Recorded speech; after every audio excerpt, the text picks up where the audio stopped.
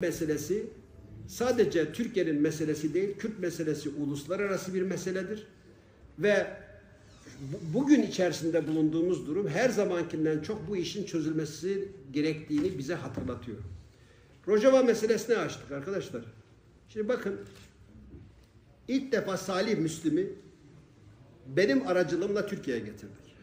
Adam geldi, dedi ki biz ümmetin yetimleriyiz dedi. Daha 2011 arkadaşlar. Bizim vatandaşlarımızın çoğunun kimliği yok dedi. Bize Talabaniye, Barzaniye, Özal'ın verdiği destek kadar destek verin. Biz sizin dostunuz ve müttefikiniz olalım dedi. Bizimkiler ona dediler ki git Hür Suriye ordusu bünyesinde savaş dediler.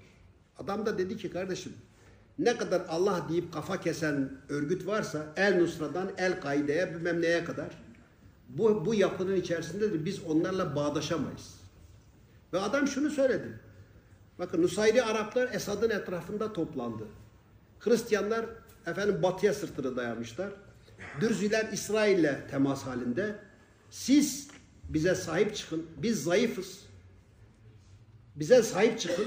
Bize destek olun, dostunuz ve müttefiğiniz olalım. Değerli arkadaşlar, zayıf olan insan veya kitle ayakta durmak için bir şeye dayanmak zorunda. Ya masaya tutunacak, ya duvara tutunacak, ya trabzanlara tutunacak, ya da baston taşıyacak. Ben her zaman şunu söylüyorum. Türkiye Cumhuriyeti devletine ve Türk milletine yakışan şey şudur.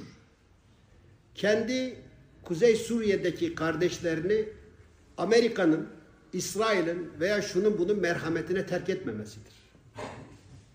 Biz onlara sahip çıkalım.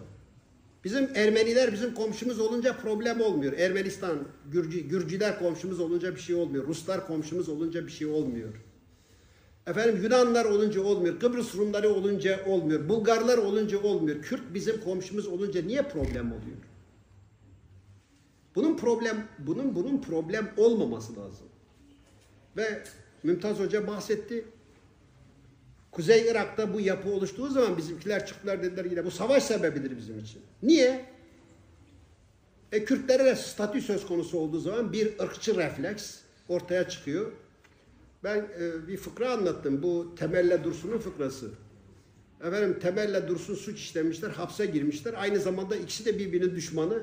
İkisi de idama mahkum olmuş. İdam mahkumlarına son arzuları sorulduğu için önce Temel'i huzura çağırmışlar. Temel'e demişler senin son arzun nedir? Boynunu bükmüş, demiş anamı görmek istiyorum. Dursun'a senin son arzun nedir demişler. Temel'in gözlerinin içinde kin dolu bakışında bakmış. Demiş Temel anasını görmesin demiş. Şimdi bizim devletin Kürt politikası Kürt anasını görmesin politikasıdır. Ya arkadaş, bu doğru değil. Bakın, bu İslami de değil, insancı. Kardeşlikten söz ediyoruz.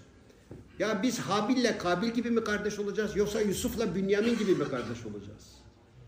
Böyle yani sadece lafta kardeşlik olmaz. Biz gerçekten kardeş olacaksak kardeşlik hukukunun gerektirdikleri var. Onları yapmamız gerekiyor.